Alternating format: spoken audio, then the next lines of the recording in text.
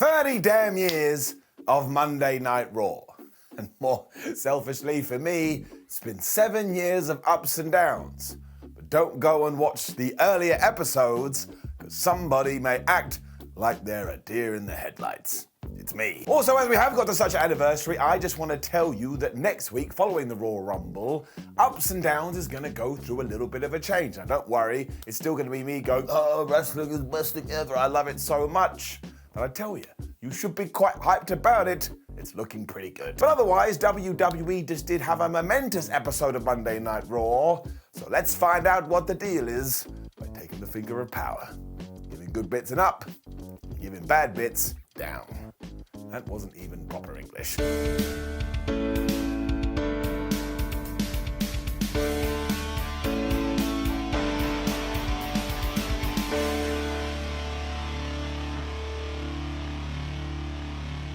So Hulk Hogan kicked off Raw 30 and his microphone kept on cutting out to the point somebody actually had to run out and give him another one so he could continue talking. Best part though is when he spoke about how dominant Raw had been for the last 30 years. I was like, Hulk, are you including those few years when you went to WCW and actually tried to stop the thing? Let's not worry about it. We then did get this excellent video going through the 3 decades of Monday Night Raw, and I tell you, it hit me right in the tum-tum. But because I'm a very strange individual in 2023, my main takeaway is that halfway through, we had the line of Michael Cole going, oh my gosh, Hugh Jackman just threw a killer right hand. I was like, why? Did I just relive all these memories and the one that hits me in the brain is to do with flippin' Wolverine? This all flowed into the fact that we were going to kick off with the trial of Sami Zane that WWE had announced over the weekend, and I am just going to tell you this. The first 60 minutes of this episode of Monday Night Raw was so damn good that if an award committee wants to go and find World Wrestling Entertainment and give them this award I've just made up, I would absolutely be behind it. I mean, as soon as Roman Reigns' music did hit, the crowd went absolutely crazy. And by the time they got to the ring, which was like 2028, they were all then chanting for Sami Zane, and they were chanting for ECW. So when Paul Heyman got on the microphone, he was all like, ah yes, ECW, that's dead. And I tell you who else I would like to be dead, Sami Zayn. Once again, I put my hand up because I'm a strange individual. I was like, look, I understand you don't like him, but murder, a little bit much. He then launched into this tirade about Sami though, and how he'd probably been in cahoots with Kevin Owens since the beginning. And just to back his point up, he even showed this very well edited video and was like, haha, see, I've got you. I declare guilty. Now, given this was all stuff that's happened over the last 6 months in WWE, you've got to give them a seal clap because the foresight behind this, then it got even more sad in your tum-tum because Sami got the mic and was like, listen, I didn't sound like that. I have come up with a whole defense, but after hearing those cruel words, Paul, I don't even know if I can do it anymore. Well, I don't have anything to say. He sat down. Roman then went full on gaslighter mode because he was like, oh, Sami Zayn doesn't have anything to say, does he? You are so damn arrogant and I'm sick of you. And then he called on Solo Sikoa to finish the job. So Solo took his thumb and he was going to spike him when at the last second, who saved Sam? It was damn Jey Uso. Well, you see, Jey had also been spending the night editing a video and he went and showed some footage that proved actually no, Sami Zayn is a valued member of the Bloodline and we should all give him a hug. Honestly, when we cut to Zayn after this, he was just like the happiest puppy ever. Uso continued that Zayn had taken so many bullets for the Bloodline, he was basically bulletproof because that's what family does.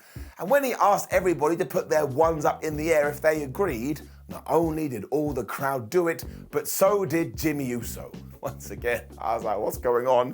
Why is this water coming out of my eyes? He then had one last twist, because it must have got Roman in the heart, because he was like, all right, you're not guilty for now, but you better do the right thing this evening. Otherwise, I don't want to see you until the Royal Rumble. And on that there Saturday night, you know the deal. Don't let me down. Seriously though, this must have gone about 30 minutes, but it just zoomed by and it brings up so many questions. Like, are we actually now going to get a thing when the Usos turn on Roman Reigns, or are they tricking Sami Zayn? Is Sami Zayn actually going to become the Universal Champion? We don't know, but I love to speculate. That's what all the best angles should do. This is easily getting it up. It then transitioned right into something else involving all of them. And it got even better. Because it was the Judgement Day versus the Usos for the Raw Tag Team titles. This was just a roller coaster. I mean, it was exhausting. I mean, it was manic right away because Damian Priest was doing flip dives, Dominic Mysterio was being an asshole, and Finn Balor was just interfering like your drunk mate. And he did this right in front of the referee. So the ref was like, Finn, you're right there, like you're in my peripheral vision. You gotta go. Right after this, Jimmy and Jay were then able to hit their super kick splash combo for a near fall, and I started to shout, oh my gosh, now they're even performing like their baby faces, and I don't know what I'm meant to do with all this information. Jimmy then followed this up with a dive, and when he landed, all of a sudden the ref put up the X sign, which usually is a sign to the back that a wrestler is properly injured. Now here, of course, we were using it for the story, but out came Adam Pearce's goons, and he was like, oh look, if he can't carry on, you guys are gonna have to forfeit. Oh no. This is of course when Sami Zane said, I'll do it, I can sub in. And this would have been good anyway, but of course it ties back into the gauntlet match when Judgment Day did become the #1 contenders, when Balor got injured and Dominic Mysterio did the same. I don't understand what's happened in WWE, but they gotta do more of this. Right away there was more nonsense because Condom was then using the most devastating move in all a sports entertainment surprise roll-up with his feet on the ropes to get a 2. And then Rhea Ripley was also just casting so many distractions, you were like, well, in which direction is this gonna go? Jay then lost it and started hitting everybody with super kicks, although he hesitated before he was gonna do one to Rhea, which allowed Dominic to hit the 619 and a big splash when Sami Zayn broke it up at 2.99999. This deserves an Oscar. Sam was also able to blind tag in here, which meant he and Jay hit the 1D on Dominic, they got the 3 count, and they retained the titles, and honestly, if you want to see what beautifulness looks like, watch the celebration. We also saw Roman Reigns in the back and he was all like, well, I'm glad that Sami Zayn did the right thing, but I tell you this, I still don't want to see him before the Raw Rumble. And if you haven't watched this first hour of Raw, I actually feel bad that you heard it from me, because I would have much rather you experienced it for yourself. It was that good. So when we do take all of this and put it in a bucket, and while we are putting it in a bucket, I don't know, but why the hell not? There's a bucket right here, even though it looks like my hand. This has to escalate, and it doesn't just get an up, it gets a golden up. It was 60 minutes, and it was flubbing great. And then we had Raw 30 nonsense next. What a flip. Because JBL and Baron Corbin were walking to the poker game that was going to happen this evening when they were stopped by the Godfather. And Bradshaw and the Godfather were like, oh man, it's so good to see you. When the Godfather turned to Baron Corbin and said, well, I don't know who you are. What did you say your name was? Barry. Never heard of you. Now, as always, this is not an insult to Corbin. It just means Godfather hasn't been watching the show, and I don't really care about that. And of course, the poker game was being held in the APA protection room. So out came Farouk or Ron Simmons. He saw JBL. They used to be best buds, so everybody got to go in. I still do hope that one day Baron just goes absolutely crazy and kills a few people, so he does get his edge back, not Adam Copeland. This was just silly fun. We then merged these 2 ideas that we had already seen because we took current superstars and we took legends and we pushed them together. I actually thought the result was pretty good. Because out came LA Knight to tell Bray Wyatt he thought he was an incel, and given that he had just had a Firefly Funhouse segment, he is now relying on the past, much like all the veterans that are in the back. Ruh-roh. And you just knew that somebody was going to come out. Not only was it The Undertaker, but it was the American Badass version. And I was thinking about this. I don't think we've seen Mr. Broom Broom Motorcycle since about 2003. So if you were super duper into that character, you were having a great time. It is still quite a happening though, because who the hell ever thought they saw La and Taker in the same ring? And Knight got the microphone and was like, look, listen, I heard your comments on the Joe Rogan podcast a few months ago, whenever the hell it was, and you said the locker room has gone soft. Well, I agree with you, yeah, but it's not me, LA Knight. I kick everybody's ass, including yours, but not right now. This is when we had more lights out madness, because it did go into darkness again, and Bray Wyatt was here, and he got a super duper mega reaction. And because LA Knight was nervous, he got back in the ring, Undertaker choked him, threw him towards Wyatt, who laid him out with his sister Abigail. And I was like, man, someone on Reddit must be going crazy. This is like fantasy booking. Taker and Bray then did share their moment because as the dead man was leaving, he whispered something into Bray Wyatt's ear. And at first I was like, I hope he said, man, I'm gonna give this an up. And then I realized, actually, if we use brand new technology invented by me, we can actually hear what he did say. Roll it. Ray, did you know the ring apron is the hardest part of the ring? Bong. The fans lost their minds for all of this because of course they did, and I thought it was very well done. I don't know whether The Undertaker will return to do something with Bray Wyatt. I don't mean like a match, but maybe it leads to something. Either way, giving it out. DDP was then winning in the poker room, and we saw Alundra Blaze and a few other legends in the background. I'm also a little bit confused about this, because you're like, okay, WWE flew all these people in just so they could be there. Kind of feel like we could do more than that. It also meant that after this, we were going to get the Bayley versus Becky Lynch cage match. And it kind of happened, but also, no, it didn't happen at all. Instead, Damage Control just jumped Becky as soon as she got in the cage and were throwing her around the place before Adam Pearce and his goon squad were out here to calm things down. At first, I was like, well, maybe we did this. I like to be a positive Pete, to try and give Damage Control an edge. Again, not Adam Copeland, because they have been a bit, not lame, but just a bit nothing for the last few weeks. And then I learned, after I read that there old internet, no, we cut this match because other segments had gone too long. But that is kind of upsetting, because when we get to the rest of Raw, there is a bunch of other stuff that could have been cut down, and I was quite looking forward to this. And I understand it's live television and things happen, but that doesn't mean we can't be disappointed. And when we are disappointed, you gotta give it a down. Hopefully they do it again soon. We then went proper nostalgia after this, because here was Shawn Michaels, Triple H, Sean Waltman, and the Road Dogg Jesse James as D-Generation X returned to Raw. Even though they had returned to Raw about a month before this. The best part about all of it, though, is that Kurt Angle was with them, and it's because Kurt Angle understands that he has no problem making a goof out of himself, because he knows it makes for good old-fashioned television entertainment. Because just as the Road Dogg was doing his whole spiel, like, oh my gosh, here I am, that's not how it goes at all. When he went to introduce Billy Gunn, he saw Kurt. He was like, well, what the hell are you doing here? Angle just admitted that he always wanted to be in D-Generation X, and he took his top off to reveal a DX shirt, and just as they were about to induct him, kinda, out came Imperium. Ooh, the lally. Ludwig Kaiser got the microphone and he was all like, look at you. You make a mockery of this sport. When Gunther took the thing and said, yeah, what he said, you do make a mockery of it, and unless you want to get out of the ring, maybe you want to stand up to me. Now, I thought this was so damn good, because each member of DX did go to stand up to Gunther before being like, yeah, I don't want none of this, because this guy's absolutely going to kick my ass. They then got in a huddle and said, look, we figured it out. Kurt, he will face you. And instantly Angle's like, no way, I ain't doing that. This was really good. They then just hoping that somebody would come out to accept the challenge when Seth Rollins' music hit and everybody went crazy. But they're also like, yeah, you're just one person. We probably need a couple more. So, of course, the Street Profits came out. I was having a whale of a time. Triple H then started looking around for some guidance, because he was all like, man, this booking thing ain't easy. So we were doing Insider Baseball, which is when Teddy Long came out and he did his classic thing of going, it's gonna be a six-man match, player. And he used to love doing that.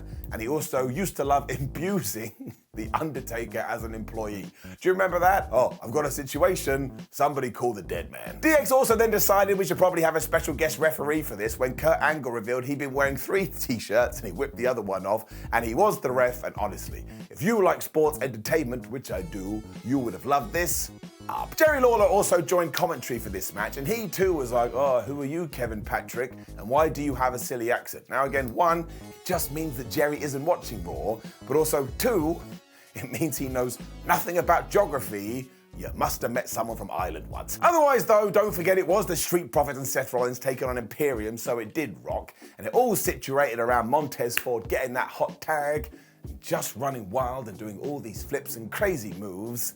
He is a very good wrestler. We also had this moment where the Street Profits were able to apply dual ankle locks onto Kaiser and Giovanni Vinci. So Kurt Angle's like, man, everybody loves me. Especially because then Seth Rollins was doing the same. He was hitting angle slams and he was hitting pedigrees. It all basically led to Vinci getting hit with every single finisher you could imagine. So the good guys got the 1, 2, 3. And that's exactly what this was designed to do. So you could just smile and go, I really like wrestling. Although hopefully you didn't sound like that, because nobody sounds like that. Point is getting it up. We then went back to the poker game after this, and even though Baron Corbin had won after beating Ted DiBiase, IRS turned up and said, well, I'm gonna have to tax you on that, and he took all the cash and he left him with just $100. Now look, I thought this was quite nice, but then I had a meltdown. Do you know what this was the perfect setup for? Repo Man could have snuck in and he could have stolen the cash, and we didn't even think to give him a call. So we were so close. So now this whole thing killed me Once again, it was the usual flubbins. Bobby Lashley was then being interviewed by Kathy Kelly, and she was all like, look, later on you've taken on Austin Theory for the US title, and you've gone and made it no disqualification. Can you tell us why? And Bob was all like, because that way there can be no excuses. I was like, there definitely can. If Austin Theory gets a kendo stick and sticks it up your ass, I bet you use that as an excuse. He did have a good point though, because obviously last time when he lost the US Championship, it was because of Brock Lesnar, so this time we don't have to worry about such shenanigans, and he can just whoop Austin Theory's ass. MVP then butted in and was all like, oh man, me and Omos, we can help you, we hope you do win. Whereas Bob was like, nah, I don't want to get involved in that because he can handle his own business. So we are building, friends. We are building. And then Ric Flair was here. Of course he was. Probably happier than he's ever been in the last 10 years. He just put over Charlotte Flair because she's the queen of the world and she's the greatest wrestler ever and we should all bow down to Charlotte. And look, I do understand this. It is his daughter. He is her dad. Of course he's going to love her. Stands to reason. She is definitely a good guy though, because Charlotte came out here and was just like, oh man, all these wonderful people have helped me make the person I am today. And I love Monday Night Raw, which is when Bianca Belair came out, they just smiled at each other, and then Belair started to go, yeah, Raw, that's a pretty good show. It then just got so strange because Sonya Deville interrupted.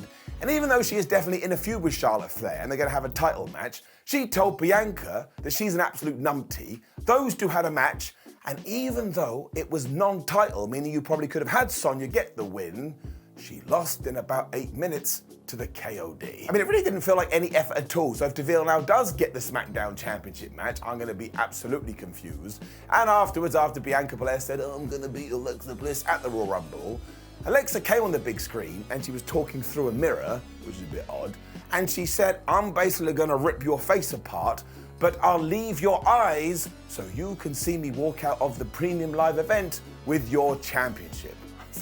That's a really, really flubbed up thing to say. Now I do totally get that WWE likely just wanted to get as many names onto the thing as possible, but this just felt so misguided, like we weren't looking to the future, and why couldn't we have cut this down so we could have actually had the Becky Lynch and Bayley cage match? I also don't really like seeing Sonya Deville lose all the time because you have a talent here, and nobody seems to realize this. Very sadly, it does have to get it down.